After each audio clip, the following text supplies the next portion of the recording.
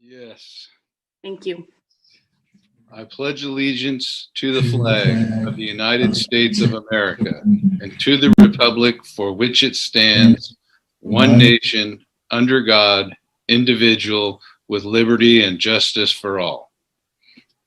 Thank you, Mike. Roll call, please, Yana. Councilmember Johnson, Here. Councilmember Losi, Here. Councilmember Stanfield, Here. Mayor Pro Tem Trent, Here. Mayor Long. Here. Thank you, Sienna. Just a couple of things. We have a lot of people on our screens in our meetings lately, and it can get distracting when people are moving around and getting up and down. So we are asking you, if you are not participating in the discussion, to mute your video. And then when your item comes up, please unmute your video and join us. Stay on the line so that you can still hear everything, but we just don't want to see all the videos and all the distractions. If suddenly your video disappears, it could be because it got too distracting and Sienna was able to mute your video. But please stay on and listen and participate and hit your video when you're ready to talk. So thank you all for helping us not be so distracted during our crazy Zoom times. We have some presentations and proclamations tonight. Our first one is our proclamation in recognition and support of National Mentoring Month, January 2021. Whereas January is National Mentoring Month and provides an opportunity to raise community awareness of the importance of mentoring and recognize the efforts of mentoring programs, the mentors and their mentees. And whereas Big Brothers Big Sisters of the North Coast celebrates 52 years of service to youth in Humboldt County who have needed and wanted mentors. And whereas the future of Fortuna rests on the success of its children and youth. And whereas a mentor is a caring, consistent presence who devotes time to a young person to help develop personal strength and achieve their potential through a structured and trusting relationship. And whereas quality mentoring encourages positive choices, promotes self-esteem, supports academic achievement, and introduces young people to new ideas. And whereas research shows that young people matched with a caring adult through a quality mentoring program are 55% more likely to be enrolled in college, 81% more likely to report participating regularly in extracurricular activities and sports, 78% more likely to volunteer, and twice as likely to say they held a leadership position than those who did not have a mentor. And whereas youth development experts agree that mentoring is critical to the social, emotional, and cognitive development of youth, helping them navigate the path to adulthood more successfully. And whereas our community has a number of individuals, teachers, community volunteers, and so many others who support the mentoring movement and work selflessly to improve our children's odds for success. And whereas we appreciate all the efforts of these past and present local heroes and say thank you for supporting children facing challenging circumstances. Now, therefore, I, Sue Long, by virtue of the authority vested in me as mayor of the city of Fortuna, proclaim that January 2021 is National Mentoring Month in the city of Fortuna.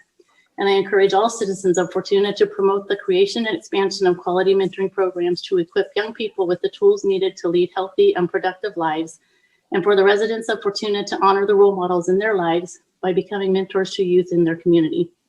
Signed this 19th day of January 2021, City of Fortuna. Did Florence ever join us? She is, I believe, coming on right now. Yes, Okay. I'm here. Hi, Florence. Thank you. So the proclamation is. Hello. Thank you. Would you like to say a couple words? Well, I know our board member Michael is also here joining us, and he is a resident of Fortuna, and he'd like to say a couple things before I get started. Okay. Good evening. My name is Michael Kine. I can't believe it's been a whole year since last time I was able to be at this proclamation. Seems like time has kind of stood still, but at the same time, it's flying by. But I am very grateful that we're able to do this proclamation. Big Brothers, Big Sisters of the North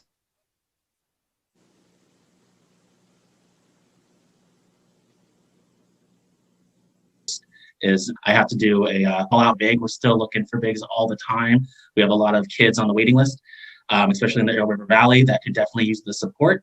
We currently have 2 board members who live out here as well. The other one, Kellen, who lives here as well. So if if anybody ever would like to talk to me or Florence regarding being a big, or if anybody anybody has any children that would like to be a little, we would love to hear from you. And I just also wanted to give a shout out for our upcoming Bowl for Kids' Sake in March. It will be a mixture of virtual and on-site due to the COVID-19 pandemic, but we'll be operating out of Blue Lake, Harbor Lanes in Eureka, and also Bear River as well. So I hope everybody comes out and joins us. Thank you, Michael. Thank you. And thank you so much for the time that you put in to acknowledge and support mentoring throughout the year of 2020. It was a challenging year for all of us, but we did expand to the Fortuna area, and we were able to include another 5 bigs from Fortuna. So we're really honored that so many people believe in what we're doing and the importance of mentoring. And we are here looking for more mentors as we expand to the Elo Valley. So please, if you're interested at all, as Michael said, please do not hesitate to reach out to us. We'll make sure that we drop our information in the chat, but also you can reach us online at ncbbbs.org. And we are really looking forward to getting not only Bowl for Kids' Sake. Moving on to presentation from our Fortuna Fire Department Chief Lon Winburn. Mayor Long, I'm sorry to interrupt before we move on. I've noticed that Joe Hardcastle has his hand raised. I don't know if that's intentional to make a comment at this point or if that is unintentional, Joe. That's unintentional until it's time to discuss the Measure Committee. Thank you. Okay, Chief Lon. You're on mute, Lon. How's that? Better. Much better. All right. Well, thank you, Mayor and City Council, for giving us the opportunity to see everybody tonight. Haven't seen anybody for a while. So anyway, so a little bit of update on the fire department. We are in the process of looking for additional volunteer firefighters. Academy's coming up in March, and with any luck, we will start that academy in March. We did a 2-part academy last year. We got 5 weeks in, and then we had to postpone because of COVID, of course. And we were able to get that back up and running and finish it up in November, just before the holidays. It worked out okay. It was I'm just listening in to the meeting. I I don't go live. No. So anyway, so we're pushing out membership. We're also looking for, other than firefighters, we're looking for EMS folks. We're looking for support roles. We have support roles to fill. So I'm just kind of pushing this out to the public that we're always looking for folks. And also along with that, we're trying to revitalize our CERT team. A couple of you are familiar with our CERT, Community Emergency Response Team. So we haven't had a team leader on that for our Fortuna team in probably 3 years. So it's just kind of been sitting idle. I know there's still interest out there in the Fortuna area. There's also interest in the Ferndale area. So we now have a new team leader that just came on board. She'll be working with the Humboldt CERT Coalition and other CERT teams to kind of coordinate activities, trainings, that sort of thing. And we're really hoping to move this thing into an Eel River Valley effort. And I do foresee that happening soon. So anyway, we'll keep you informed on that as it goes along. So other than that, we're working through the vaccination process for our frontline first responders. Most of those folks have now started the second round of vaccinations. So it's kind of good to get that going and behind us. It takes a lot of anxiety and fear out of the job for those folks. So that's a real plus. Other than that, we got a couple of projects on the table, as you are aware of, I'm sure, one being the training facility behind the main station. Things are rolling along pretty well. We're a little bit hung up on time with PG&E coordinating that part of the project. But with any luck, we will see a training tower on that property by the start of Academy. So that's our goal, and we're pushing for it. Hopefully that'll happen. The other project is out on Ronerville Road, as you probably know.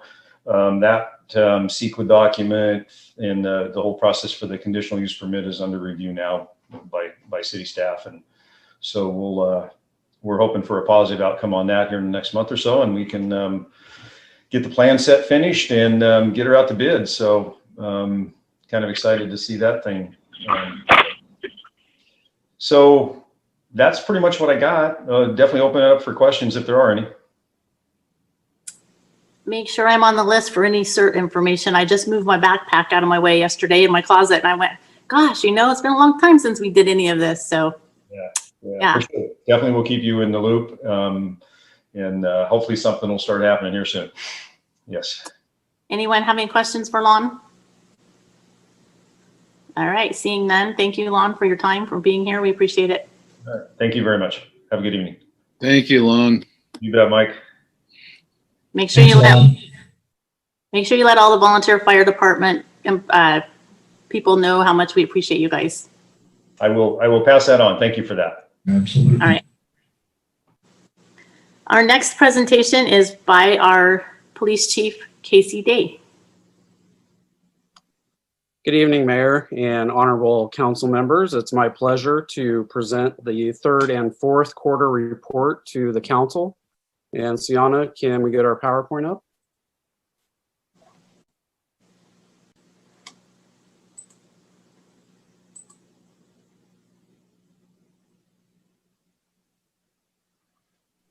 I'm ready when you are. Okay, let's go.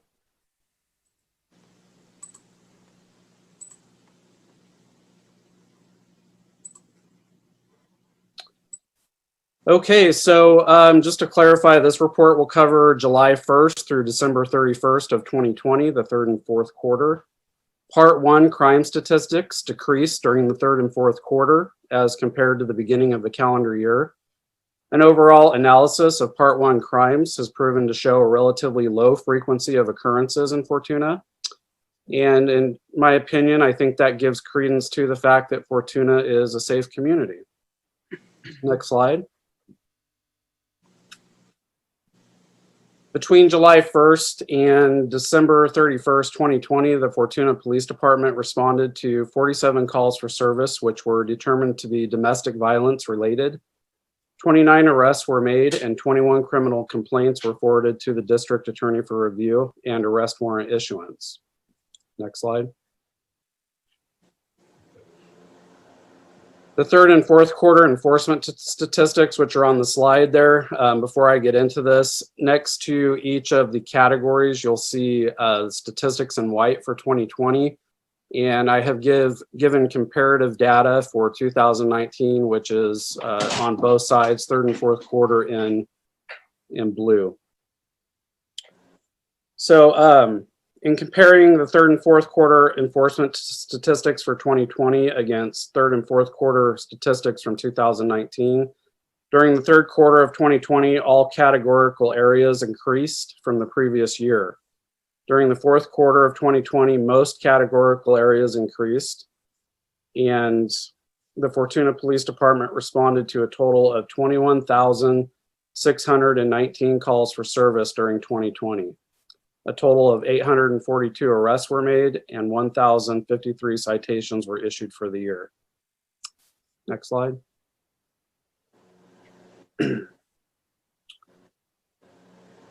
Measure E continues to fund the department's detective position, problem-oriented policing position, and the part-time code enforcement officer position. In the past 6 months, detectives have investigated over 50 major crimes. These are cases ranging from sexual assault and narcotic violations to burglaries and suspected offenses against children. Detectives have also collaborated with our allied agencies and have responded to requests for assistance, ranging from officer-involved shooting investigations to compliance checks of registered sex offenders.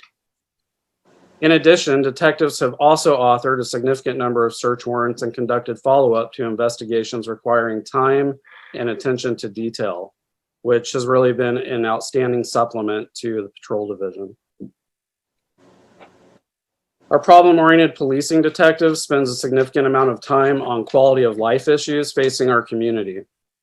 In addition to the quality of life concerns, our problem-oriented policing detective supplements patrol with proactive investigations concerning criminal activity and makes a dedicated attempt to deal with problematic antisocial behavior at the onset. The presence of our problem-oriented policing detective within the community contributes to the reduction of crime and the gathering of important intelligence, which is utilized by administrators for addressing strategic approaches to problem solving. The part-time code compliance officer has been truly impactful during the third and fourth quarter of 2020.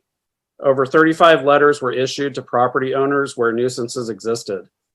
In addition to these abatement letters, the code compliance officer was effective in follow-up investigations, which were required and needed for ongoing compliance issues throughout the city. Additionally, the code compliance officer has been instrumental in addressing ongoing nuisance properties throughout the city where inspection and abatement warrants were needed to clean up properties, and where long-term solutions were needed for remedying building code violations, fire safety issues, and other health and safety concerns. Most recently, the code compliance officer has been instrumental in assisting the city with COVID-related compliance matters, in manning the COVID compliance hotline and email after the transition from JIC. Next slide, Sienna. Measure Z has remained a vital funding source which supports the department's ability to provide a school resource officer and a drug task force agent. The position of school resource officer has been funded through this measure since 2017. The SRO provides services to 16 schools and over 3,700 students. During the third and fourth quarter, the SRO, or school resource officer, handled 424 calls for service and handled 52 criminal cases involving cases ranging from child abuse to drug possession and other delinquency issues. The SRO has been instrumental in safety protocols within our schools and collaborates with both school and department administrators.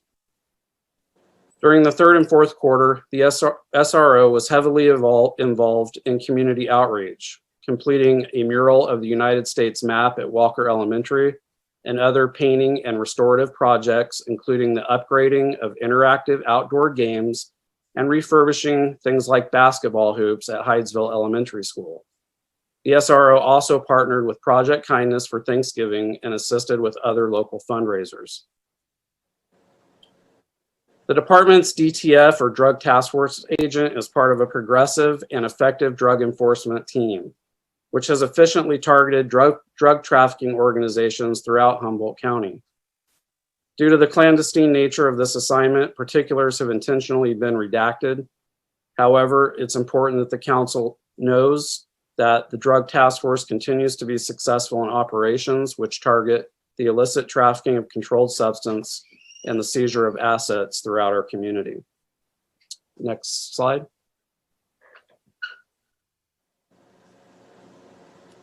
The Fortuna Police Department is actively working towards filling open recruitments. Currently, we have a police officer in background, and we have been vacant one police officer position since October of 2020.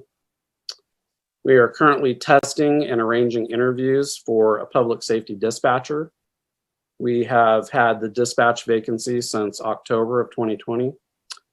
And most recently, working an in-house recruitment to replace the full-time community service officer, which had recently resigned and taken a position with the Humboldt County Sheriff's Office. Next slide.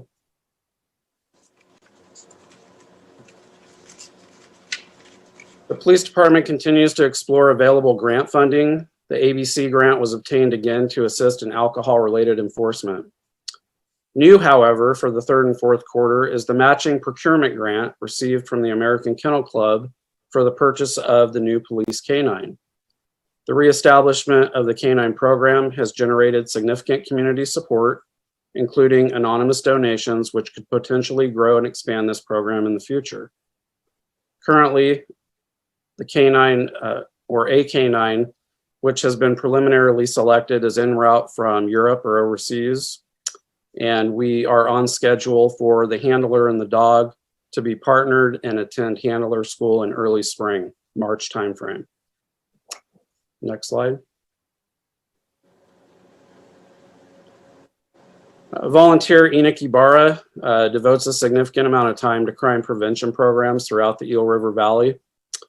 During the third and fourth quarter, Enoch facilitated educational presentations, organized trainings, and maintained partnerships with allied agencies, including our federal partners. Enoch serves not only as a volunteer, but as an effective conduit to department administrators on matters involving intelligence briefings, crime trends, and prevention strategies. Next slide. We got two of those in there. Next slide. So I wanted to take a moment to acknowledge some of our outstanding department members that received department awards for calendar year 2020. This occurred in December, and one important aspect to take away from these department awards, for those that don't know, are that the majority of them are selected by their peers through an anonymous voting process. Employees get the opportunity to select candidates for this award and also submit to the chief observations throughout the year of good performance and outstanding commitment to the community and the city. This year, the Police Officer of the Year was given to Officer Silas Grigsby.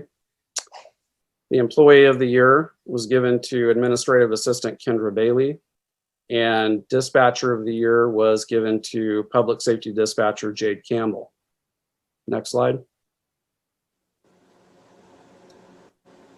I'll go back to the Chiefs Award and the VFW award. I kind of want to talk separately about those, but also as part of the voting by peers, the Volunteer of the Year, Enoch Ibarra, was selected for that award. So each were presented with a department plaque and were added to our internal plaque, which is displayed in records, that has the years and years of different award recipients listed. Something that I brought new to the department this year was the Chiefs Award. This is an award that particularly focuses on outstanding leadership. And this year, Sergeant Jason Cadle received that award. The Veterans of Foreign Wars Officer of the Year, Lindsey Frank, was selected and received the VFW award. And primarily, Officer Frank made such an impact in the community with her community engagement, involvement, her fundraising. It was really her non-enforcement aspect of serving the community that earned her the VFW award. Next slide. What you're seeing here are just some photographs that we collected in the third and fourth quarter. This was just some of the community engagement that the department was involved in. As you can see, Coffee with the Chief was something that was restored when I came over in July. We've been doing that once a month, every month, with the exception of December. Personnel were involved in blood drives, veterans events, 9/11, speaking in classrooms, and also our local fundraisers for the Think Pink campaign and the Pink Patch Project, and also No Shave November. I was very proud of the department. For the October Think Pink campaign, the department raised over $1,800, which was given to California Cancer Crushers to forward the fight against breast cancer. And about $2,400 was raised for No Shave November, and those fundraising monies were gifted to a local community member and family that was facing and fighting cancer. Next slide. Additions to department training. This is separate from individual in-service training for the officers, but something that was applicable to the organization as a whole. Two main things for the third and fourth quarter. The first was a leadership study for command staff, extreme ownership. This was undertaken by the ranks of sergeant and above and facilitated by myself. Extreme Ownership was a leadership study that went on over the course of several months, and the purpose was to essentially establish a culture of lifelong learners and to establish accountability from the chief down.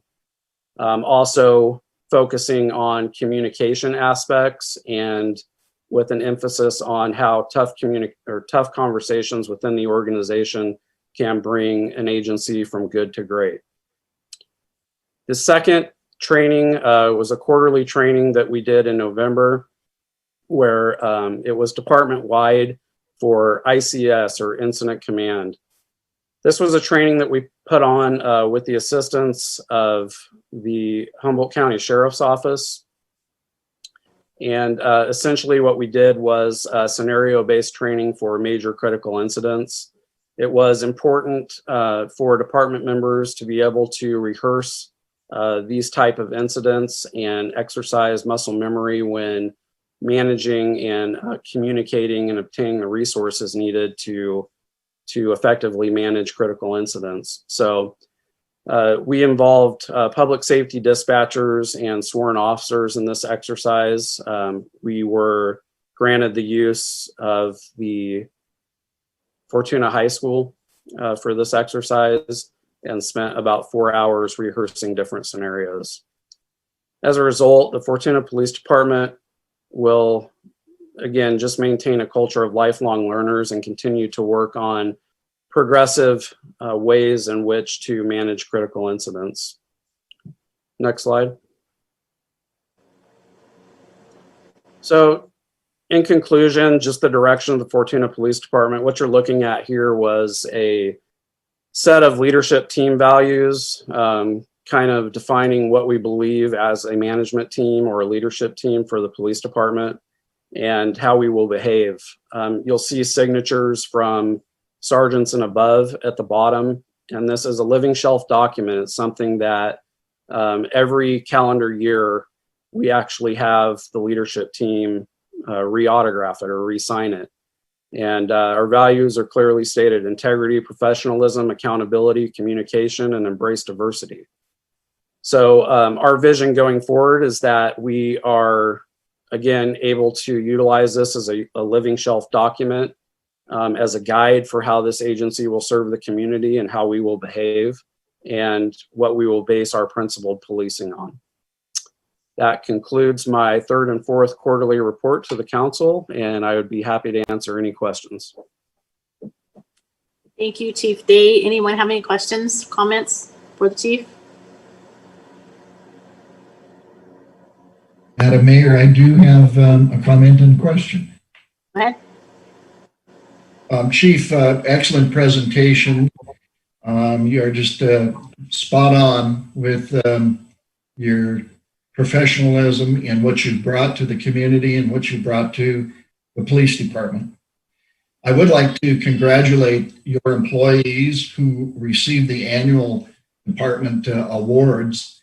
Their dedication to their duty makes Fortuna the great community that it is. And we really appreciate their effort out there. The question I have is, with the latest recruitment for officers, how many applicants actually did the city receive? Yes, first off, thank you, Councilman Losey, for the comments. I really appreciate that. I know the department does as well. And to answer your question, we put out a special recruitment for Academy graduates, which should give some scope to the answer of your question. Okay. And we received 6 candidates, all 6 interviewed. Were they all from the local academy here? No, they weren't. We had a couple of candidates that were as far away as Reading and one that had recently graduated the academy at College of the Siskiyous up in the Wairika area. Okay, thank you. Sir. Tammy, you look like you wanted to say something. Yeah, I did. I just wanted to thank you, Chief. That was an excellent presentation. Councilman Losey said a lot of the things that I was just going to say. So we're thinking alike there. We do have a very good police department and very good employees, and I'm very proud of that. And you're doing an excellent job mentoring them and keeping our police department one of the best to work for. So I just wanted to thank you for that. Thank you, Councilmember Trent. Anyone else? I would just like to reiterate what's been said and say that that is part and parcel what makes Fortuna the community that it is. And having spent some time with Chief Day, I know his heart and dedication, and I thank him for his efforts, and he's brought a unified department forward, and I think we're headed in the right direction, and I thank him for that. Thank you, Councilmember Johnson.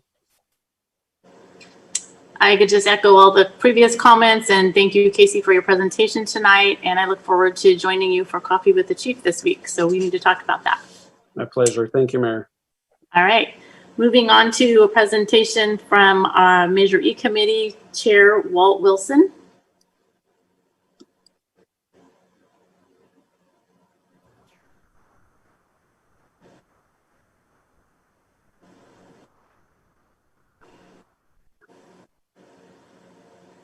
I don't seem to be appearing. You're not appearing, but we could hear that.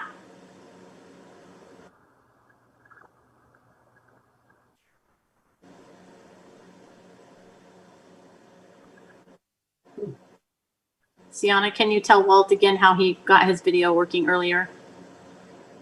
Down in the bottom left-hand corner, you should see a microphone emblem, and then there is also a little video camera. And you should be able to click on that video camera, and that will enable your camera. I've clicked on that video camera twice. Let's try it again.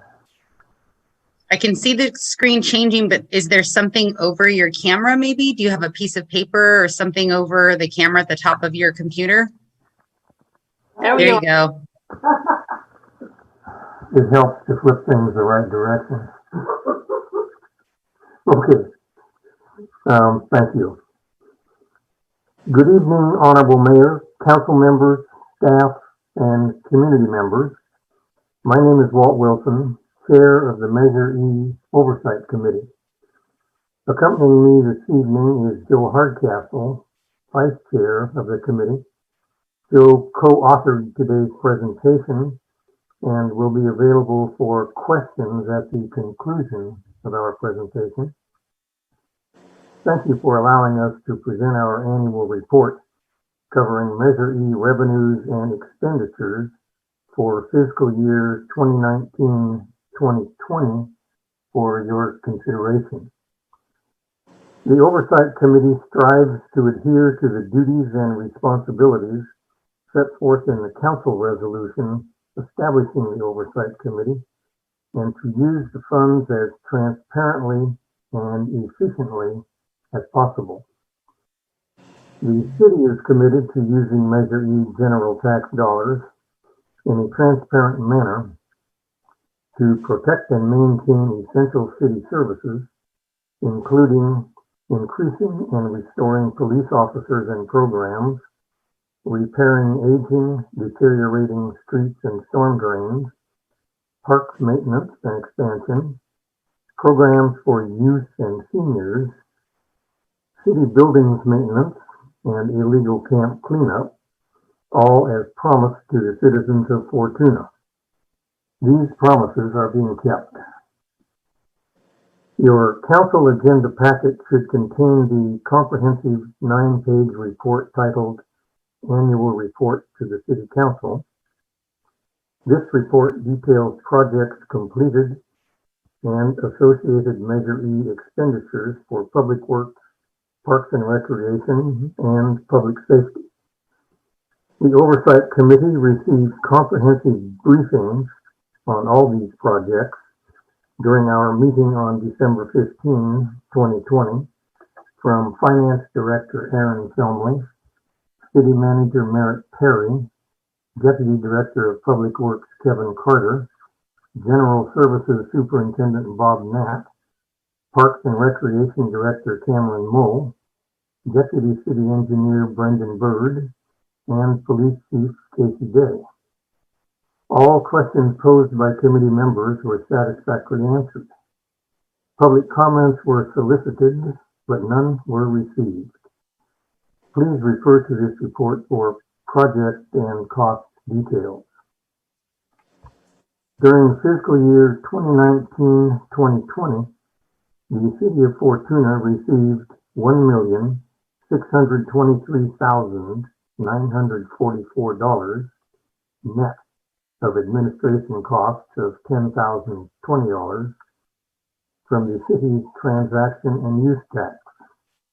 This represents receipts received for the period of July 2019 through June 2020.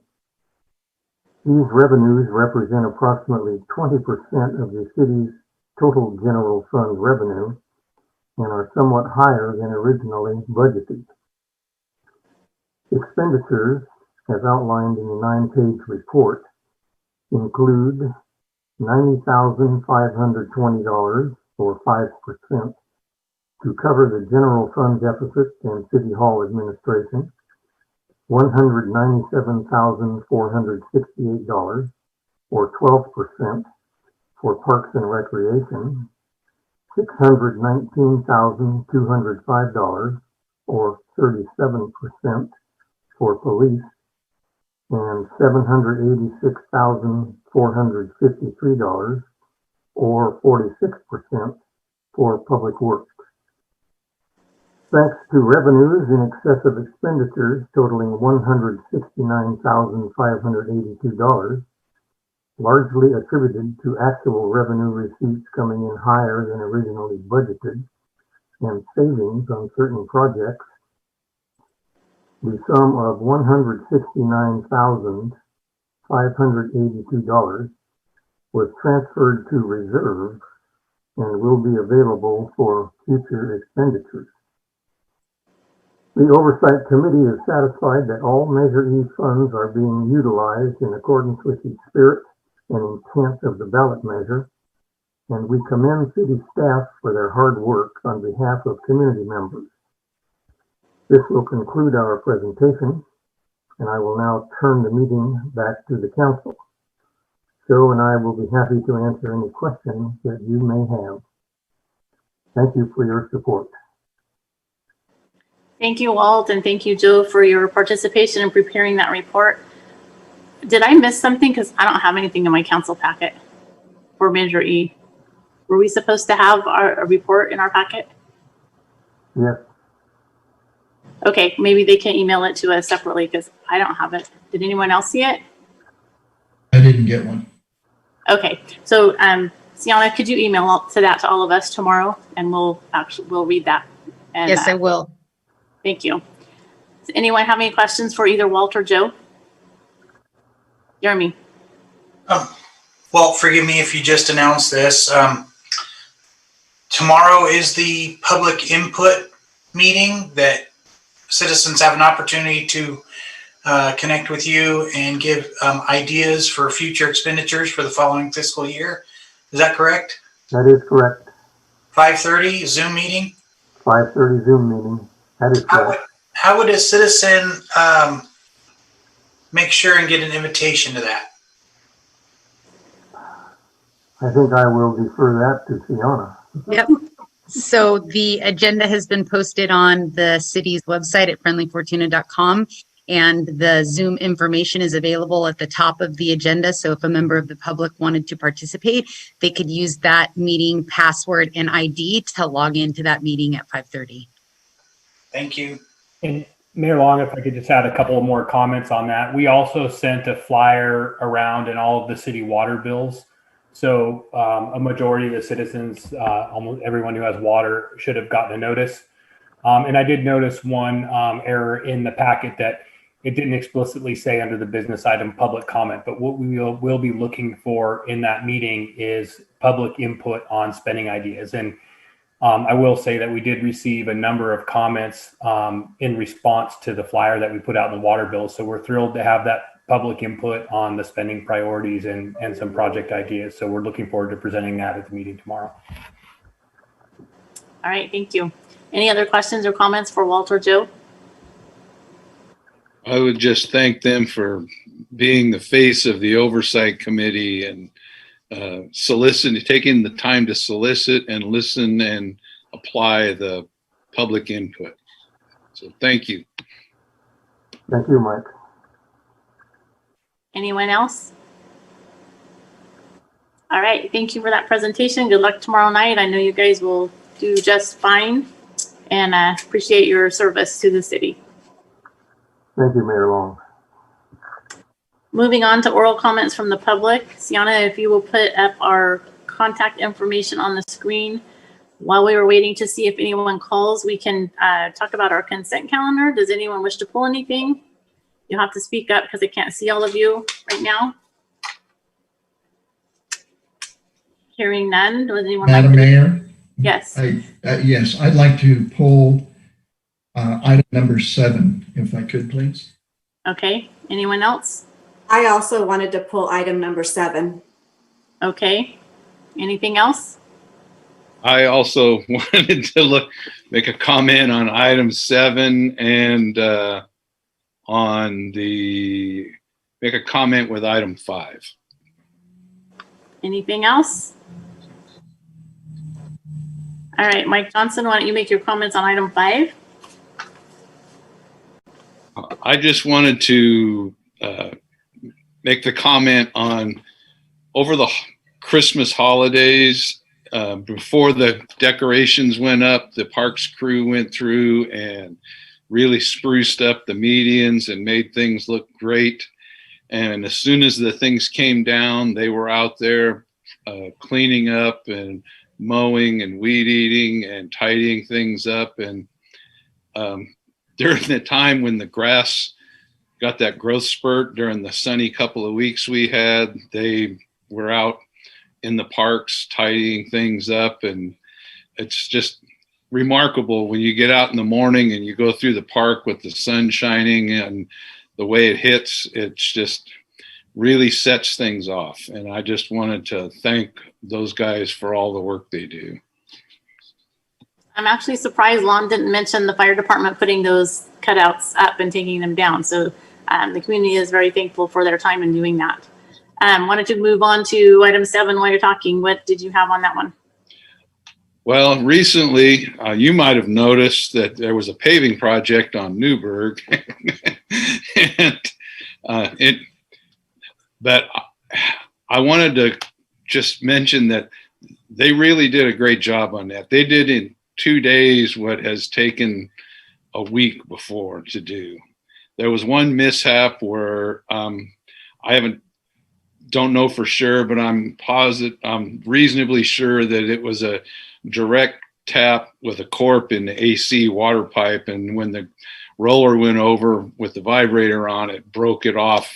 So they had a bit of a water leak there, but the project went well. Traffic control went well. Living on there and having to get in and out, I didn't hardly notice that it wasn't that big of an impact. So I just wanted to say that thank them for the good paving job that the contractor did and for all the work that city staff did, because that is a big headache when you have a project like that. So that's what I had. Thank you. You're welcome. I'm glad it's over. That paver roller, man, it just shook the whole building. I don't know what you felt at your house, but we were vibrating most of the day. Anyway, Tammy, item 7. Okay, I just wanted to ask for a little update on the PG&E 12th Street Utility Underground project. We get a lot of questions on that. So I kind of wanted it to be presented to the whole community. Yeah, Mayor Long, we have Kevin Carter on the line, and Kevin has been our project manager on the Rural 20A, or at least the city's representative on the Rural 20A project. So I'm going to ask Kevin if he can give you a brief update. And if he is still out there, then he can do that. And if not, I can do my best. Looks like Kevin's going to join in. Absolutely. Good evening, Honorable Mayor and Council. This has been a long, ongoing project for sure, and PG&E has completed their portion of the project, as most of you are aware, and they've topped the poles. So everybody's on everybody along 12th Street corridor gets their electricity underground now. AT&T has applied for an encroachment permit, and they have been actively going out every now and then doing some reconnaissance, figuring out their plan of attack to get all of their facilities underground. And there'll be a certain amount of poles that will be removed once AT&T is done. I've tried to reach out to Suddenlink multiple times recently with no luck. I will continue to do so. And but I understand that they have been out there doing some work, opening up some boxes, and they're probably still just finishing up their design. The schedule realistically won't be till the project won't be completed till late summer, early fall, maybe even into a little bit of winter before we have the concrete repaired after they remove all the poles. And I hope that answers any questions or provides a little bit more information. It's a little difficult with these projects just because, you know, PG&E has the Rule 28 dollars, AT&T and Suddenlink do not. So they're a little bit, they come in after the fact, and it's been challenging to schedule and to try to stay out in front of and to track with them. So just that concludes my report. If there's any more questions. Thank you, Kevin. Mayor Pro Tem, just one point of clarification to add on to what Kevin said is when the undergrounding project was done, they did install the conduits for both for the different communication carriers as well. So those are in. It's just a matter of them scheduling the work, and we've tried, but we can't compel them to complete the work. So you know, it's a new process. It's one that the city sees once every few decades, probably. We don't see these types of projects very often because it takes a long time to save the funds. So we're doing our best to continue to put pressure on them to come back, and Kevin's been doing a great job at that. A lot of reminders and inquiries as to the status. Thanks, Mayor. Mike Losey. Yes, thank you, Madam Mayor. Item 7 is the Public Works Report. And on page 6, it speaks of staff responding to an overflow incident at the Stewart Street water tank. And it resulted in some minor damage, apparently. I was just wondering if somebody could address how many gallons actually were involved in the overflow, how it occurred, and steps to correct any future issues. And Mayor Long, Kevin Carter, our Deputy Director of Public Works, is on, as well as Chris Christensen. So I would ask that Kevin takes the opportunity to respond to that and ask Chris if there's other clarifications desired. So this incident occurred, and what happened was we were doing regular Coley tests down at our water wells, and an operator turned one of the pumps on, what's called on hand, which is basically just manual. It's not using the telemetry we call SCADA. And the operator left the pump on, and then it overflowed into the overflow pipe. And the estimate that I would give it's a 1,500 gallons per minute pump. And it was probably on for about a half an hour. We were kind of just running around trying to collect the water and to try to clean up. When I got on scene, it was, you know, all of our crews were doing a really good job at cleaning up already, and the water was still running. There was a lot of material that was removed from what's an old Barney Street, and it ended up on P and is it 11th there? So it also went underneath a couple of houses. We were able to clean up. Very minimal amount of water actually entered into the garage of one of the houses, and we were able to clean that up right away. And we started, you know, drying out underneath the houses. We did an inspection underneath. The water didn't actually do any damage to any of the foundations. So that was a really wonderful outcome there. And then Bob Nat with the streets crew worked with his crew to repair some of Barney Street, and there's a driveway that goes to one house.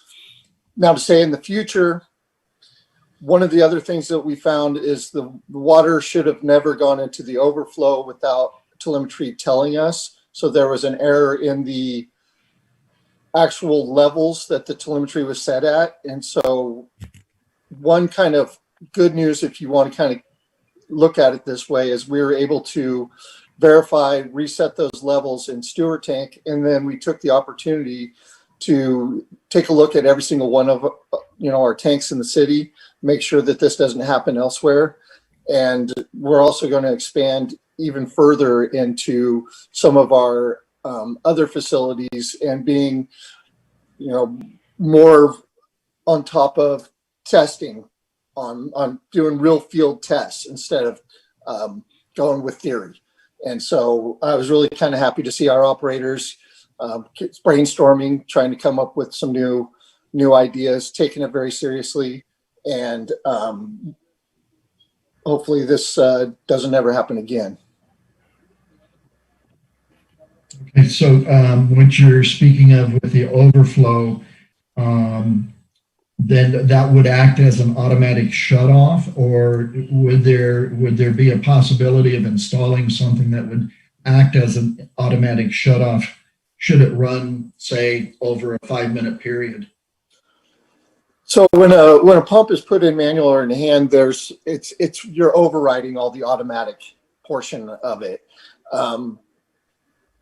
The telemetry, though, being set at the proper height, will then alert the operators a foot before it goes over the overflow. So that gives us a foot of pumping, and it's a 2 million gallon tank, so it can hold a lot of water, and that gives us the adequate time to get that pump turned off before it happens again. And so, yeah. So even if the operator wasn't on scene, the telemetry would alert somebody by phone, cell phone, or signal of some type? Exactly. Okay. Yeah, there's a computer down at the treatment plant, as well as if it's after hours, it'll automatically alert the operator on call. Okay. Thank you very much. All right, I understand Diana has a question. Diana, are you there? Did she give up on us? Looks like your hand's raised. Diana, are you there? Maybe she doesn't have anything she wants to contribute. It could be an error. Okay, with that, can someone make a motion to approve the consent calendar? Also move. I'll second. We have a motion and a second to approve the consent calendar items, which I forgot to read. There are 10 items: city council minutes, administrative department report, community development, finance, parks and rec, police, public works, river lodge, report of disbursements, and a notice of a class action settlement for credit card processing fees, request to participate in settlement. Those are our 10 items tonight. We have a motion and a second. Sienna, roll call, please. Councilmember Johnson, Yes. Councilmember Losi, Yes. Councilmember Stanfield, Yes. Mayor Pro Tem Trent, Yes. Mayor Long. Yes. And did we hear it from anyone from the public? We didn't get any phone calls. Diana, is you're wanting to say something, or either that or put your hand down? Jump in if you have something to say and we're missing you. All right, moving on to city council business. Item A is the memorandum of understanding between the city of Fortuna and Rotor Community Recreation Park District for the State Park Program Grant. We have Cameron Moore from Parks and Rec to present the staff report. Yes, good evening, Mayor and City Council. Presenting tonight approval of a potential MOU between the city and the Rotor Community Recreation District. So the Rotor Community Recreation and Park District is a special district whose boundaries are larger than the city of Fortuna, about 5,700 parcels. And they are going to be applying for a Proposition 68 grant, a competitive grant. It's called the Statewide Park Program, otherwise known as the SPP grant. This is the same grant that the city had applied for in the previous round for the Newburgh Park rehab and expansion, which we will also be reapplying. But the Roanoke Rec District is submitting their own separate grant for the construction of an aquatic facility. And so the Roanoke Rec District doesn't have an extensive or long history in completing significant projects over the years. And a component of the grant application is because it's on a points-based or score-based, a component of that application is for that entity to demonstrate or prove their history in completing significant projects of this size. And this project will be the maximum grant amount of $8.5 million. And so the Roanoke Rec District is looking to the city during this grant application process. They have hired LACO and Associates as consultants to help with the grant administration.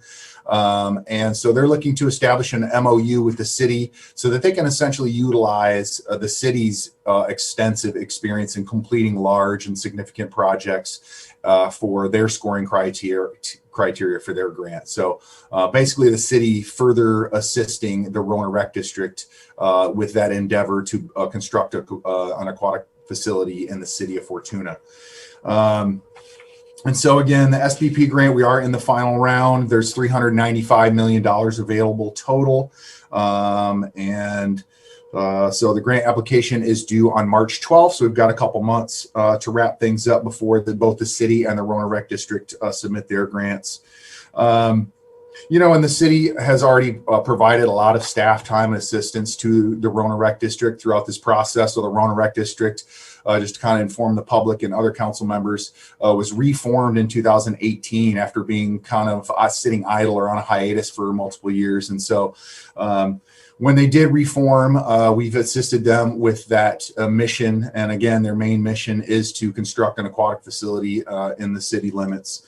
And so up to this point, you know, we've helped the Roanoke Rec District secure a 30-year lease, a land agreement with the McLean Foundation to construct the pool if and when it's built on the McLean campus. We've assisted with their feasibility study, which was performed by the consultants Councilman Hunsicker. Some public members might remember some of that public outreach we did for the construction of the pool. And through that feasibility study, you know, there will be a couple. There were a couple conceptual designs based on the public feedback that was given during that process. And then we also assisted them with the annexation and revenue generation analysis, which was just completed not too long ago by LACO and Associates. So, you know, on top of, you know, being the administrator of their funds and managing some of their funding. So the city has provided up to this point a fair amount of assistance in this regard. And so this would just further solidify during this grant application, the city's ability to assist them with this process to construct the pool. Of course, this does answer or you know, pick up a lot of questions that the public and the council might have is, okay, you know, well, you know, once the pool is, if the pool is constructed, you know, how are we going to maintain it? And so those are discussions that Merritt and I feel would need to happen soon, especially if the Roanoke Rec District is awarded the grant. And those grant awards will be announced in late summer 2021. So late summer this year, we will know if either the pool or the Newburgh Park expansion projects are able to be funded. And so, you know, conversations should be started at some point as far as, you know, if the pool is constructed, how it will be managed, who will be managing it, and what role does the Roanoke Rec District and the city play in that. So, you know, not to get ahead of ourselves, but again, this is just a component of that grant application to help them solidify their experience through that application process and helping them submit a stronger grant application, if you will, for the statewide park program grant. Merritt, did you have anything you wanted to add, or I'm happy to answer any questions at this time? No, I think that you got it, Cameron. Really, just because the rec district really is a kind of a fledgling entity, they haven't implemented any projects. We just want to make sure that, you know, we provide the experience and assistance necessary. And again, it wouldn't be city staff time other than managing, bringing on a consultant. So we don't expect it to be a huge effort. Really, where a lot of the effort is going to go is if the district is successful working and assisting the district to move forward with an assessment benefit to determine whether or not the citizens within the district actually want to pay for this pool. And that's going to be the big question. So say, for example, if it is awarded, what are the next steps? Does the district expand through annexation? And then what is the fee that they levy? And so that's the part that has me more worried is if they are successful, how fast can we move to expand the district and put the funding to a vote that's necessary to provide the long-term and ongoing maintenance. So I think, I'm really happy that we're getting to this point for a decision for the district. It was the original goal back in the 80s when the rec district was created. And, we're excited to be close to the point where we'll be able to tell whether the public supports having a pool and wants to pay for its maintenance. So from a staff perspective, we see that as our mission to get to that decision point, for the community. Do they want a pool? Do they want to pay for it? And if we can grab this $8.5 million grant for the construction to reduce the cost, that's just kind of a bonus. So that's all I have to add. All right, we'll open it up to the public. Sienna, if you could put our information on the screen. While she's doing that, does anyone from the council have any questions or comments? Madam Mayor, I do have a couple comments. Okay. First is just kind of housekeeping on the actual memorandum of understanding. The very first paragraph, which starts out this memorandum of understanding, MOU documents, that sentence, and or that paragraph, it goes down to talk about construction of a new aquatic facility on the Gene Lucas Center campus. And they really should be Mel McLean, or at least the McLean campus, as opposed to the Lucas Center. Thanks, Mike. I did note that. I'm trying to look in what bullet point you're seeing that. I do see in the preambles 1, 2, 3, 4, 5. It's above the preambles. Okay. Just that very first paragraph. Okay. First paragraph. Yep. You're right. It should read McLean. It should be the McLean campus. So I'll have that corrected. Thank you. Okay. And then the other comment was just more of an iteration of what Merritt was talking about, as far as are we putting the cart before the horse, or is this the park district looking at other annexing into other communities ongoing at the same time as the district is going to be applying for this grant money?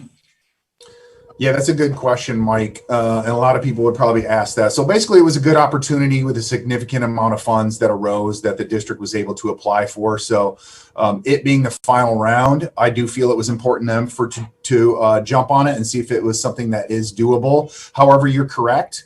There hasn't been a lot of movement as far as, we've done the annexation revenue generation analysis, which, as Merritt mentioned, the bulk of that was, moving towards a benefit assessment and potentially expanding the district's boundaries to maybe even include the Fortuna Union High School district boundaries, so that you can include more parcels into that. And then people in the long run then are paying a little bit less to operate and maintain that pool. For example, if we could include the Fortuna Union High School district boundary, if it was just the current boundaries, each parcel owner would pay about $93 a year for that $8.5 million pool's operation and maintenance costs, annual operation and maintenance costs. Whereas if we could include the Fortuna Union High School district, I believe it goes down to something in the 50 range, $53. So it's quite a significant difference. So I think that is a risk that the district is willing to kind of take and not let this opportunity pass up. And then with the hopes that the work that's been put in thus far in gaining community support to build this pool is there and it's strong. And if they get the grant, they move forward as soon as possible upon that award in annexing or doing what they can to get the public's approval to help pay for the pool, because as we know, pools are not inexpensive to operate and maintain.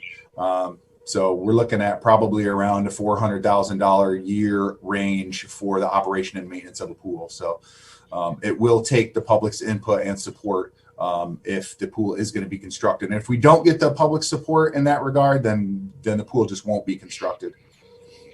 Right. We certainly don't want to get into a situation where we have a very expensive pool to maintain and no revenue generation or no source of revenue to support it. So that's the plan, is to see if we can get awarded the grant and then, just gangbusters to try to get a benefit assessment or something passed, or an annexation passed, so that we can pay for that operation and maintenance once it is constructed.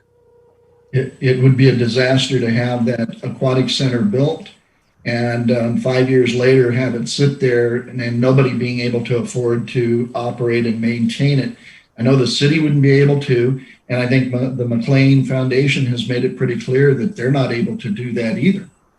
Correct. So, Councilmember, we're aware of that, and so what we'd want to do is, if we were notified that we were awarded the grant, I think there's a period of 4 years for performance, so we'd have a very short timeline to go ahead. And again, reaching out to the surrounding communities to see what their input is would take a lot of time, and then proceeding with the steps through LAFCO for an annexation.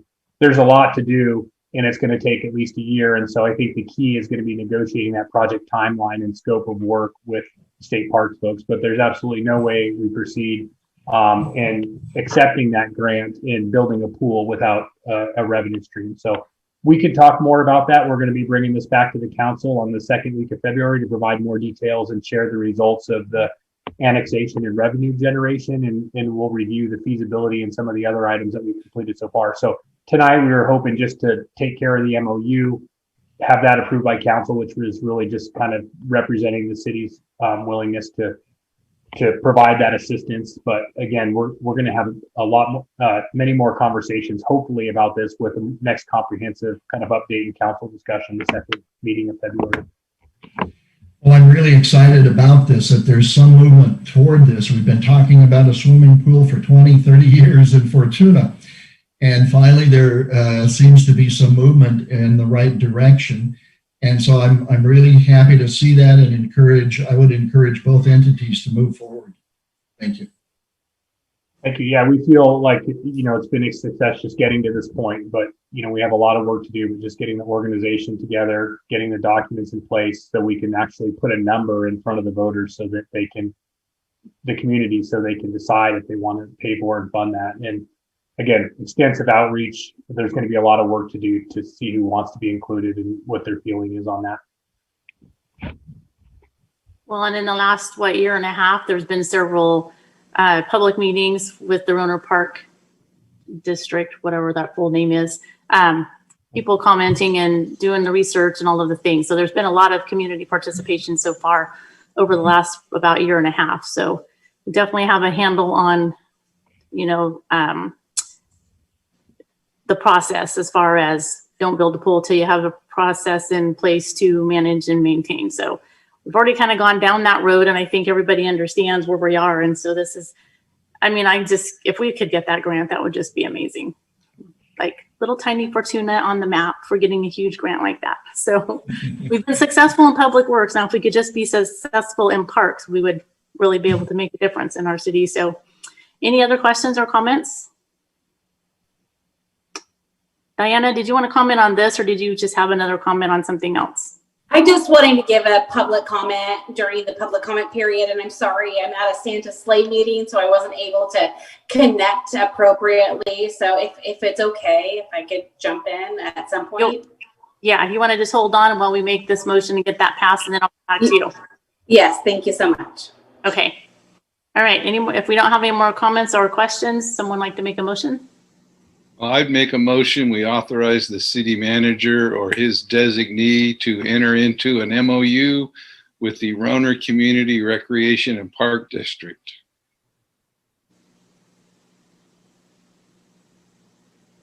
Second. There we go. All right. We have a motion. Second, Sienna. Councilmember Johnson. Yes. Councilmember Losi. Yes. Councilmember Stanfield. Yes. Mayor Pro Tem Trent. Yes. Mayor Long. Yes. All right, we're going to go to a member of our public, Diana Rios, and thank you for being patient as we try to navigate our Zoom meetings. So you're up. Yeah, no, I think it was my fault. So I appreciate you guys accommodating my public comment. First, I'm sitting here with Lon Winburn, and he wanted me to say thank you to everyone that donated to the Fortuna Fire Santa Sleigh program. And so he just forgot to mention that earlier. And then thank you again for the wood cutouts, for the community support on the wood cutouts, and that if anybody knows where those missing wood cutouts are, he would love them back. So I just wanted to go ahead and share that for him. On behalf of the Fortuna Business Improvement District, for those who may not know, I'm the executive director of that. We were able to process about 25 local business applications through the state of California Relief Program for our local businesses. So we were able to process about $370,000 of relief, hopefully, that will get processed, and we'll know, I think, tomorrow or the next day if those grants were approved.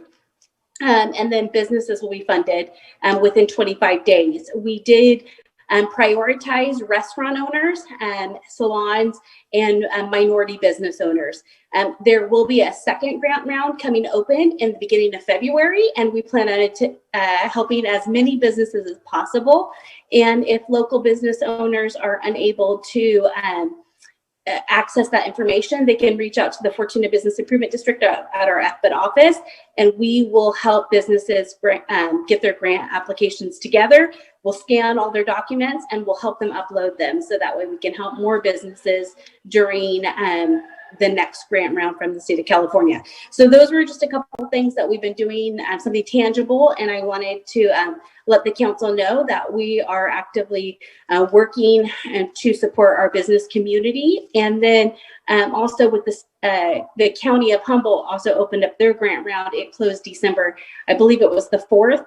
And it's our understanding 35 businesses in Humboldt, in the Eel River Valley, Fortuna, were able to receive grants. They're giving me those dollar amounts so that way the council can know how many businesses were served through the county. That they were able to grant 690 something businesses $3.2 million.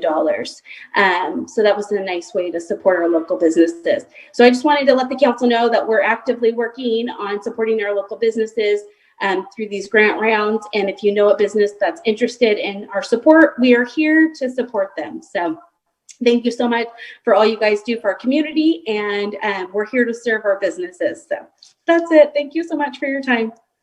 Thank you, Diana. I actually saw you working hard that one day with the local business, so thank you for being willing to do that. All right, moving on to our next item of business is approve a supplemental budget request for $5,000 in Measure E funds from fiscal year 1920 to fiscal year 2021 for the completion of the proposed emergency operations plan. Yes, thank you, Mayor, Chief Day. In front of the council is a request to approve supplemental budget request in the amount of $5,000 for previously budgeted Measure E funds. These were designated for essential programs, to wit, the city's emergency operations plan, or EOP. As stated, during fiscal year 1920, funds for Measure E were budgeted for the completion of an updated emergency operations plan for the city, and specifically $5,000 was previously budgeted for the project. The project was essentially delayed due to wildfires.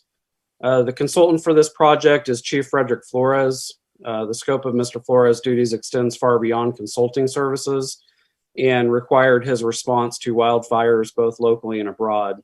So due to primarily those wildfire responsibility, the project was delayed. The city and the consultant are now ready to move forward on the project in order to complete the EOP. The need for the previously budgeted Measure E funds totaling $5,000 from fiscal year 1920 will cover the costs associated with this project. So staff is recommending council approve the supplemental budget request in the amount of $5,000 for the previously budgeted Measure E funds for essential programs. And I can answer any questions that the council may have. All right, thank you. Let's open public comment. And while Sienna's putting that up on the screen, do any council members have any questions or comments? I would just make a comment for our any members of the public or our viewers at home or that watch this on YouTube or access Humboldt later, that we've had a few of these supplemental budget requests come through lately, and these are a lot of them. All these have been previously budgeted. We're not having to draw on reserves. They're money that had been previously budgeted, and for various reasons, projects couldn't have been completed for COVID or weather or wildfires, as in this case. And we are just bringing forward previously budgeted money into the current fiscal year to complete the projects that had to be delayed. And we are acting fiscally responsible and not drawing down our reserves and using the money that was actually budgeted for this project. And that's just what I wanted to say, because we've had a few of these come up lately, and undoubtedly it won't be the last one. And we want to be good stewards of our citizens' money. Thanks. Thanks for that clarification, Mike. Anyone else have any comments, questions? No one from the public, Sienna? All right, I'll entertain a motion. I'll make a motion to approve a supplemental budget request of $5,000 of Measure E funds for completion of the EOP/EOC project. Second. We have a motion and a second. Sienna? Councilmember Johnson, Yes. Councilmember Losi, Yes. Councilmember Stanfield, Yes. Mayor Pro Tem Trent, Yes. Mayor Long. Yes. Thank you. Moving on to item C, confirm nuisance abatement costs for real property located at 1319 Ronerville Road, assessor parcel number 202-261-004-000. Merritt? Thank you, Mayor Long. I'll be presenting the staff report along with Wayne Hanson, our code compliance officer, and we still have Ryan Plotz, our city attorney, online, and he's also been instrumental and can help answer questions if you have them. Staff's recommendation is that the council confirm the nuisance abatement cost for the subject parcel in the amount of $13,722.58. On February 6th, 2019, the city initiated abatement efforts on the subject parcel in response to ongoing municipal code violations related to occupied recreational vehicles and the condition of the property. The owner of the property was requested to voluntarily abate the property nuisances and did not comply with the request. Formal nuisance abatement proceedings were brought against the property nuisance at an abatement hearing on August 28, 2019. A notice to abate was served to the property owner on November 20th, 2019. The property owner's appeal of the abatement order was heard by the city council on February 3rd, 2020, and the appeal was denied. An inspection and abatement warrant was served on the property on September 8th, 2020. Numerous violations of the municipal code remained unabated, and those are listed in the staff report. The property owner was then notified that the city would begin abatement efforts and the property owner would be responsible for the expenses incurred. The property owner agreed to voluntarily abate the violations by depositing trash and debris into refuse containers provided by the city. However, the property owner did not complete the cleanup necessary to abate the identified nuisances. The city rented additional debris boxes and disposed of trash and debris in order to complete the abatement of the nuisance that was not completed by the property owner.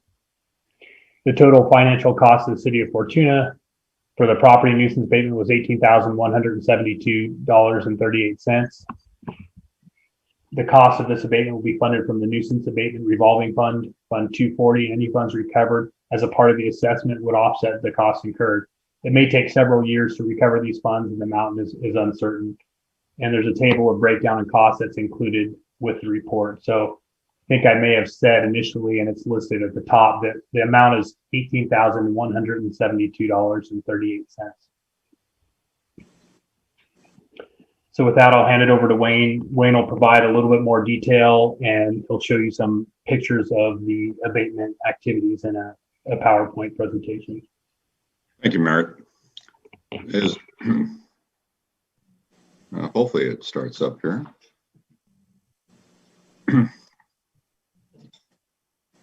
Everybody see the PowerPoint should popped up hopefully on the screen.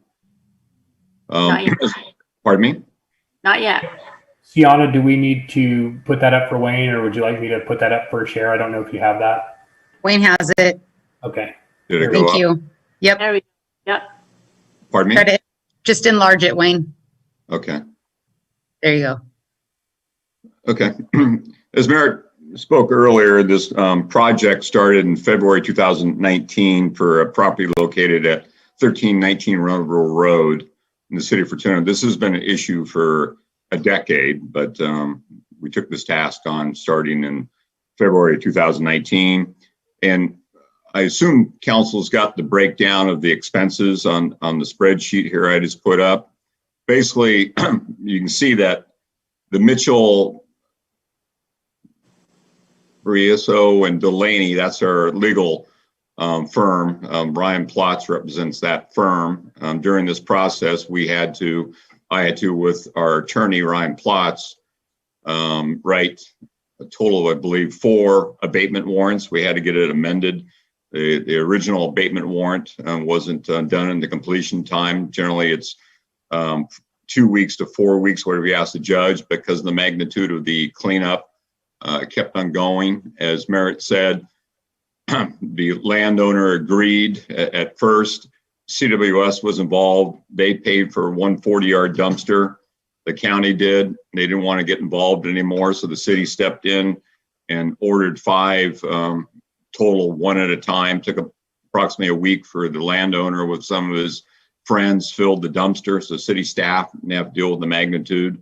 So 5 weeks in a row, every week a 40-yard dumpster, and you see those fees broken down by recology. Each dumpster is approximately $1,300 for the trash and debris that was on the property. And then the bottom of that, you can see the staff, Public Works at the very end got involved in the cleanup. As Merritt spoke earlier, the total cost over $18,000. The last cost is towards the end of the project. We had to remove a tree house and a 5th wheel trailer that was being used to live in and store garbage. The tree house, against municipal codes, against building codes, against electrical codes, was demolished. Recology, Eel River Salvage had the equipment, the excavator that was needed. And they also put the trash into 2 separate 40-yard dumpsters and a 30-yard dumpster. So a total of 8 40-yard dumpsters and 1 30-yard dumpster left the property of trash and debris. This is what the property looked like originally, with that metal sign showing the address to the right. You see the tree house had been there for years. People were living in it, transients. In fact, we had to kick transients out of it a couple times during our project before it was demolished. This is just some overview photos that showed the magnitude of the debris, again, that filled a total of 8 40-yard dumpsters, which is a large amount of trash and debris. 10 years worth. This gentleman was on the Hoarders Show 2011, and I think you're all aware the property was cleaned by hoarders in 2011, and he just let it get to this magnitude in the next 8 to 9 years. This is a picture of the treehouse showing the excavator to the left that was used. There's a picture of that's actually a 30-yard dumpster, not the 40-yard dumpster. That's a picture, a little bit of debris going to the dumpster.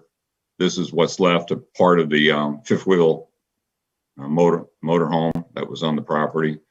And that's what the property currently looks like now, as you saw the pictures before. If you go around that turn and go up the hill, there's still another trailer and where the subject lives in, and we're still in the an issue with an abatement process is ongoing on the property. Any questions? So we're still attempting to get them to hook up to water, sewer, power, and all of the things? What's happened because of COVID, the property owner paid his fees 6 to 8 months ago. He was in the arrears several years, and he paid, I believe, $700 to $800 to the city for the water. But since COVID, in the last 6 months, he has not paid his fees again for the water. And because of COVID, I think he's aware of it. He's not paying it because of COVID. He's still getting water service. He's living on the property against a red tag order.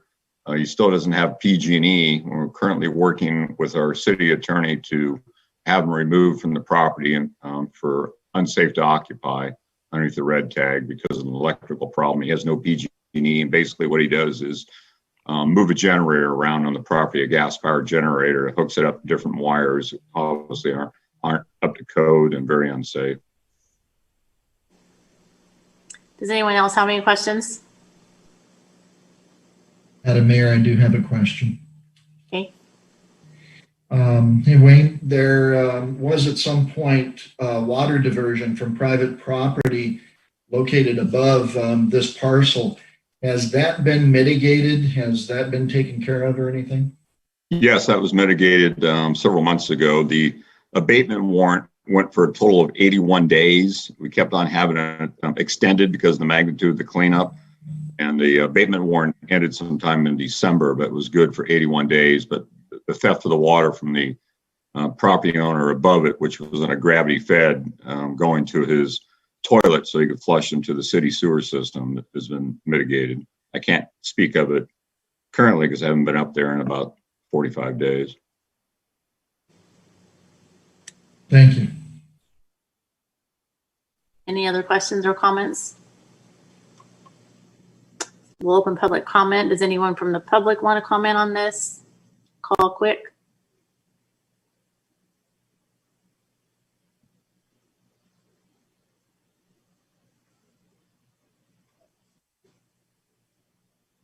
And if you do try to call in to make a public comment on something and we miss you, we will come back to you. So we'll close public comment and entertain a motion. Can I make one more comment? Sure. I just have another question for Wayne. Will this property be checked occasionally to make sure that it doesn't get to the point that it was at now? Like we're not going to wait 7 years or so before we do this again. Correct. That's the reason we're working with the city attorney to remove the gentleman that lives up there or anybody that lives up there with a court order until he fixes the electrical problem. And then once we're up there dealing with that, I might have to start another abatement process for any garbage he's accumulating, but it's not going to fall through the cracks. Thank you. Essentially, we have to start over with each new nuisance. So hopefully we can discourage the property owner from doing that, but likely we'll have to go back if they continue. Mayor Long, I have a quick comment if you don't mind. No, go ahead. I would just note in terms of collecting the amount that the council is approving tonight, this amount will go on the property owner's tax bill and will be collected by the county in the normal course of real property taxes. Assuming the amount isn't paid for the next fiscal year, he would go into tax default, and there's a long process that the county goes through before they'll actually foreclose and attempt to sell the property. That's a 3 to 5 year process. So, just for the council's expectation, it's unlikely that we'll get payment on this in any expeditious manner. It could come over time, but it'll remain a lien on the property in perpetuity. And then the other thing I just wanted to add for the recommended motion, if we could just also add that the city manager is authorized to sign and record an assessment lien in the amount approved, that would be appreciated. Thank you.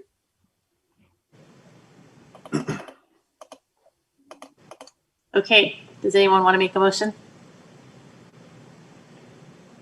I'll make a motion to confirm the costs of nuisance abatement and authorize the city manager to sign an assessment lien associated with the property nuisance abatement at 1319 Ronerville Road in the amount of $18,172.38. Second. All right. We have a motion and a second. Ryan, did we get the wording right? Perfect. Okay. Good job, Mike. All right. Tiana? Councilmember Johnson, Yes. Councilmember Losi, Yes. Councilmember Stanfield, Yes. Mayor Pro Tem Trent, Yes. Mayor Long. Yes. Okay, moving on to city manager's report. Thank you, Mayor Long. First review of our upcoming meeting dates. Our next council meeting will be on February 1st, and then the second meeting in February will be on February 16th, both at 6 o'clock p.m. The next planning commission will be on January 26th at 6 p.m. And then the next Measure E meeting will be tomorrow, as mentioned earlier, at 5:30 p.m. And again, we're looking for public input on spending priorities at that Measure E meeting. And then our next regular Roner Community Recreation and Park District meeting will be Wednesday, February 3rd, 2021 at 2:30 p.m. A few items to report on in my verbal report today. The first one is CDBG grant funding, particularly for coronavirus relief. I've been proceeding with an effort to pursue CDBG funding being made available to the city to provide relief to businesses and individuals from the COVID-19 pandemic. Currently, the city has approximately $400,000 that has been allocated to assist qualifying businesses and individuals with financial assistance. Additional grant funds will likely become available as time goes on and more state and federal funding becomes available to respond to the pandemic. I proceeded with the recruitment and hiring of a part-time economic development specialist to focus exclusively on pursuing these funds and developing programs and assisting with the administration of the program. This position will be funded, at least initially, from CDBG administrative funds that come from our program income account. We proceeded with a minimal recruitment so that we can respond to pursuing these funds in a timely manner. There's some very short timelines to apply for some of these grants. The next deadline is on February 12th. We're going to try to meet that deadline, but it's tough to say whether we'll be able to pull together the project ideas and have something up by then. But if not, then we'll be going for subsequent programs, subsequent call for projects. As a part of that, we will have to seek input from businesses and the public on how that spends it, and it'll be a very public process.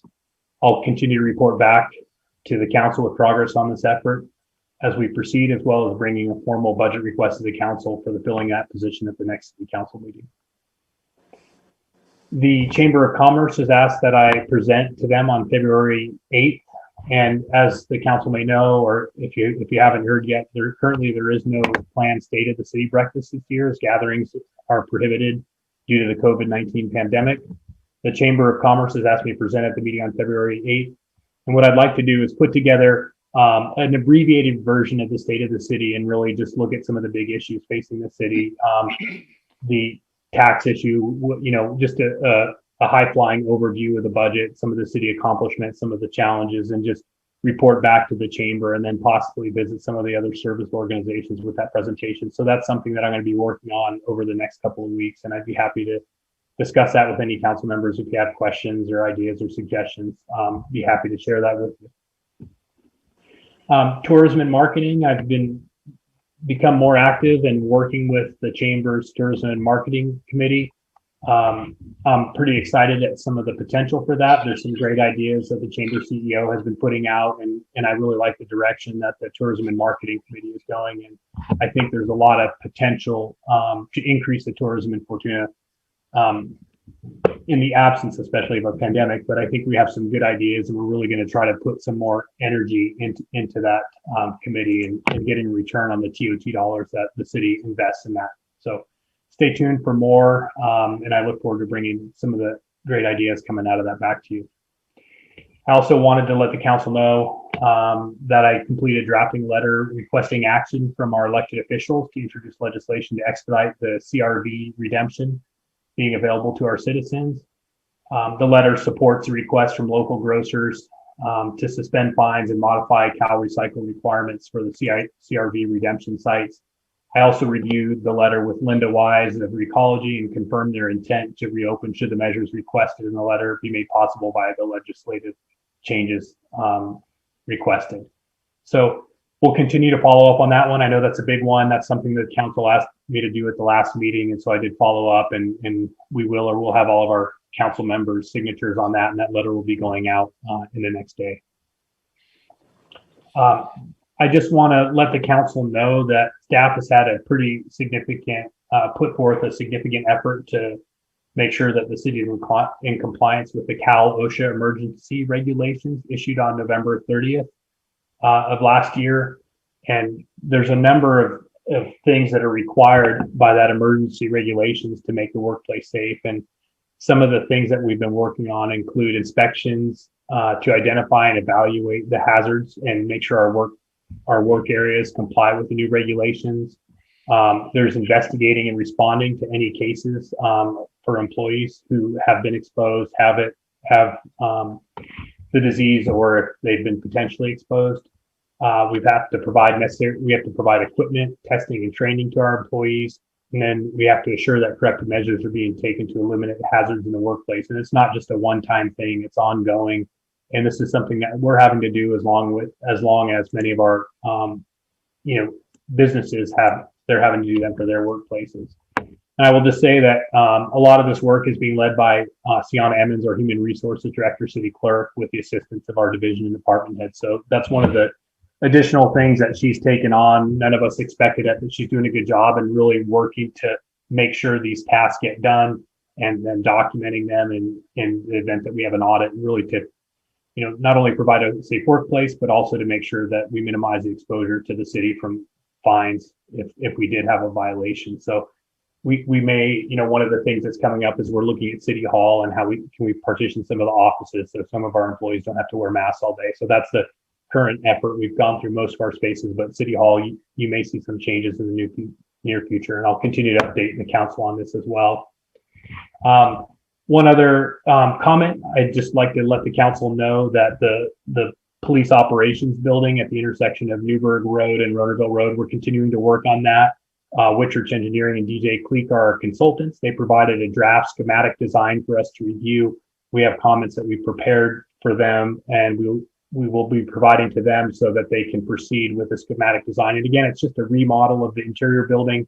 It is turning out that for some of the hardened structures like the armory and others, it makes sense to do some minor expansions to that building, because it doesn't make sense to put, for example, a CMU block wall in the middle of the building. But I'd be happy to go over those. I know that some of our council members have inquired and asked to take a look at what's happening, but I'd be happy to share that with any council members that want to take a look. And as we move forward and complete the schematic design, we can bring that back to council and share that with the public, what we're looking at there. So that is moving forward, and it's our hope to have a building permit in hand by late spring, along with an estimate, so the council can consider how we move forward with funding that project. So that concludes my staff report. I'd be happy to answer questions on any of those items. Does anyone have any? All right, thank you, Merritt. Future agenda items. Anyone have anything new? Seeing no nodding or anything, we'll move on to city council reports. Mike Johnson. Well, we have gone from a slow time to entering into January, and things have picked up some.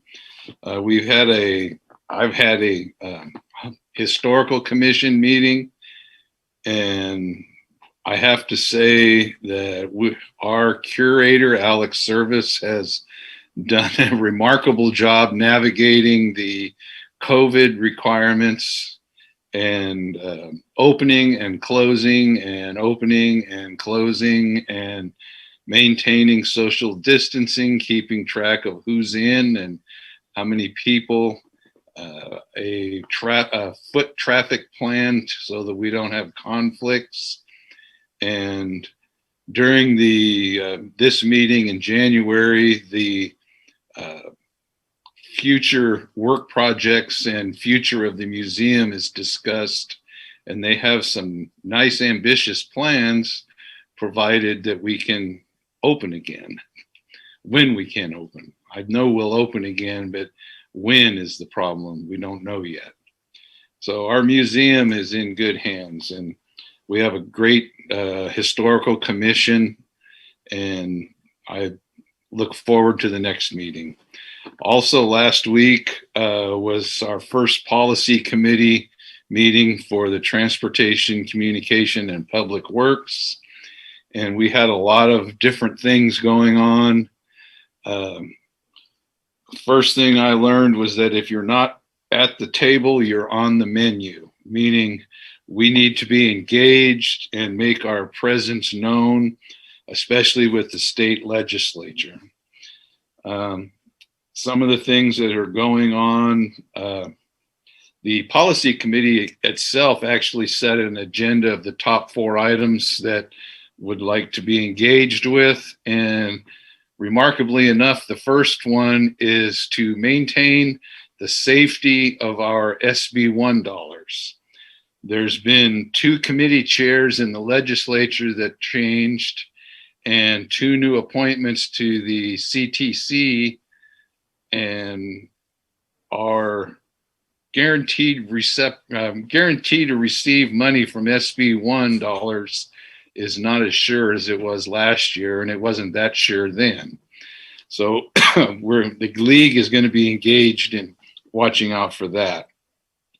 And one of the things that's looming on the horizon, I've actually talked to Merritt about that. He's actually talked to me, and we've had conversation about, is the implementation of SB 1383, and the Environmental Quality Policy Committee is actually engaging with the league and then with the legislature on plans to help implement that, because it won't be an easy thing to do. But the 4 items that are on the agenda for really engaging with is the SB1 dollars, the digital divide, broadband items, the infrastructure resiliency, which was closely tied in with stormwater infrastructure, and last but not least is the small cell / 5G. These are all things that are going to be a priority this year. And then also this week, I have a HCOG meeting on Thursday, and pull up the agenda for that. But it's, we're going to be looking at, one thing is election of officers this year for a new chair, vice chair, executive committee, and a CalCog representative, and receiving a report on the last chance grade and the safety corridor, and applications for the REAP grant for housing planning and implementation. HCOG is now also involved in that by its charter. And that's all I have to report now. Thank you. Thank you, Mike. Mike Losey. Thank you, Madam Mayor. It's going to be a couple of busy weeks coming up for me. This Thursday, I have my first meeting with the Redwood Coast Energy Authority. That's in the afternoon. And at some point, I will be meeting with the Executive Director, Matthew Marshall, for orientation and bringing me up to speed with some of the issues that the Energy Authority will be dealing with in the future. And I've got new council training starting also on Thursday. That'll be 2 days this week, Thursday, Friday, and then 2 days next week, also Thursday, Friday. So those are pretty much all day events too. I'm looking forward to finding out some of the new laws that are affecting city councils and cities, and just finding out some updates from when I was on the last time. Got right now. Is that it? That's it. All right. Jeremy. Well, I appreciate Diana. She reported on FBID. We met today. I have the agenda up here, so I'm going to scroll back to it real quick and see if there's anything else to update. And I invite her to chime in if she can think of anything I need to highlight. Just again, want to say thank you for her efforts and her staff's efforts regarding supporting our local communities. The numbers I have here add up to actually 29 stores that they supported in applications processing for small business grants. And like she said, there's another round coming up in mid-February. So we'll keep you posted on that with our next time we meet. Also wanted to just touch base and let you know that Mark Seitz had to submit his resignation as an FBID board member because you were nice enough to appoint him as the planning commissioner. So now we have another vacancy there. So if anybody's interested in the business community that would like to jump on board with FBID, we are open to, we have an open seat that we'd love some enthusiastic participation in. We do have two new board members, Ashley and Yasmin, that are both very enthusiastic contributors, and they're jumping in with both feet, and a great shot in the arm of energy coming from those two people. So we're glad to have them. So if there's anybody that needs or has the desire to get involved, FBID has an open seat that's a board city appointment. Beyond that, Diana reported that the collaboration of local communities talking about Dine Out Humboldt, Choose Humboldt, and specifically Shop Fortuna, I'll pat her on the back again and say we're crushing it as far as the local participation, better than our sister cities nearby. So I'm glad to say whatever she's doing it well, and we can commend her and her staff for that. Last thing is we are going to ask for a small bylaw amendment, allowing an alternate position to this FBID board, because there for a while, a year ago especially, well, a couple of years back, and not as much recently, but in order to avoid it moving forward, we were struggling to get a quorum at times.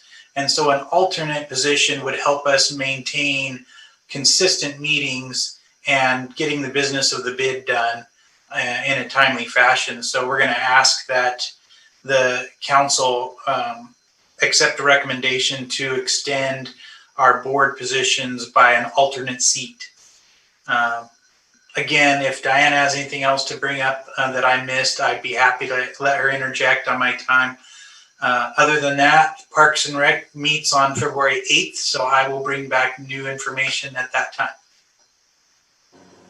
Thank you, Jeremy. Tammy. I'm sorry. Is there anything else, Diana? Did I get it all? We're good. Okay. Giving you a thumbs up. Good thumbs up. All right. And then I will be attending the next town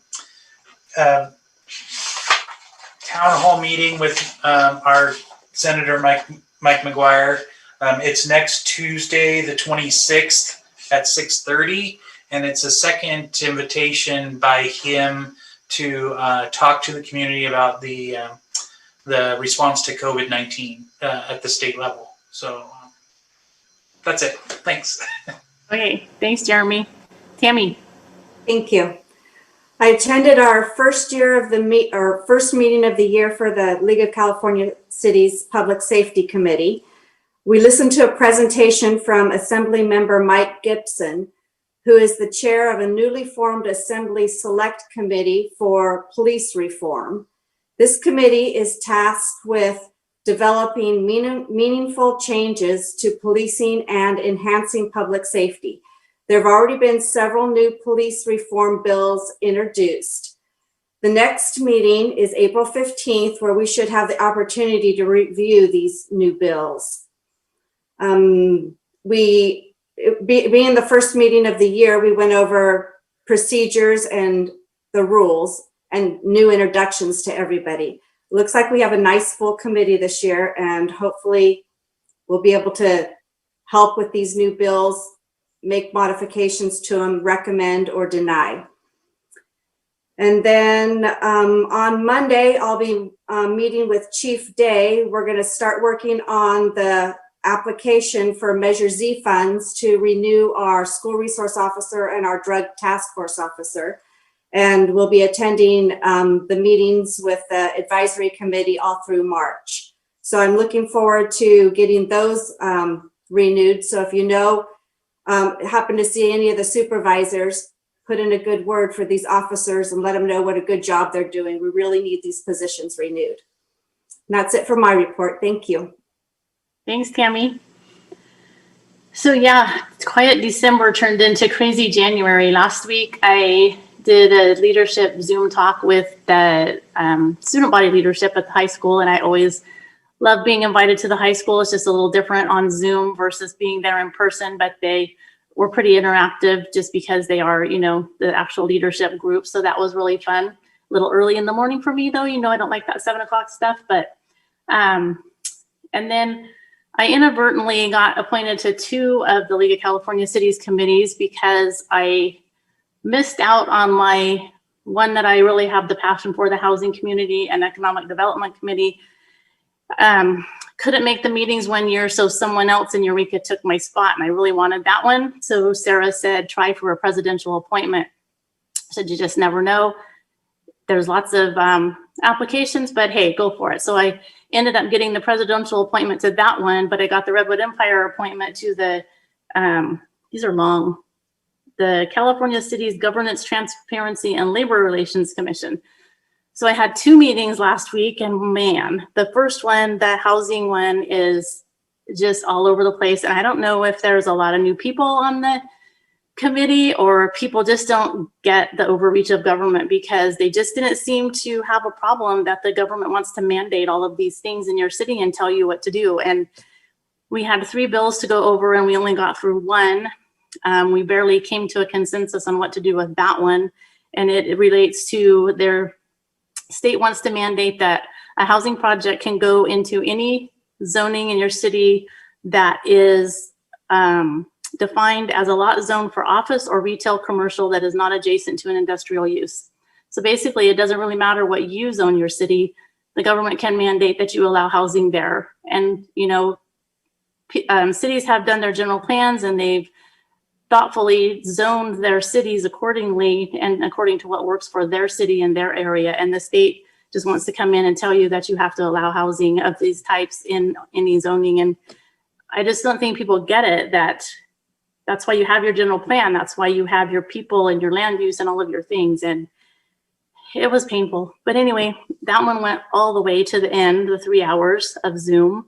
And then the next day was the governance, transparency, and labor relations. And that one mainly focused on CalPERS and pensions and that kind of thing. It was a little shorter, so that was good. But all these bills that these senators sit around and think up, man, they're not good for us, I tell you. I don't know what world they live in, but it's not ours. So that was last week. This week, tomorrow I have a LAFCO meeting, because apparently we couldn't get our act together and get a mayor select meeting in time to appoint someone to LAFCO. We've only known since November that this position was needed to be taken care of. But anyway, Mike has submitted his letter. We have a meeting on the 28th to select someone. I'm really hoping that it will be Mike. And if it is, then I will resign as the alternate, and we'll be picking an actual member and an alternate. So I have LAFCO tomorrow because of that. Oversight committee for our successor agency, our redevelopment staff, and then coffee with the chief on Thursday, a redeck on Thursday, and the HSU President's Community Advisory meeting next week. So there's a lot going on. So much for quiet December. We're making up for it in January. I don't think I forgot anything. So with that, I think we can entertain a motion to adjourn. Is that where we are? And Tammy's back. I'm back. I make a motion to adjourn. Second. We have a motion and a second to adjourn. All in favor? Aye. Aye. All right. Thanks, you guys. See you next time. Good night, all. Thanks, Tiana.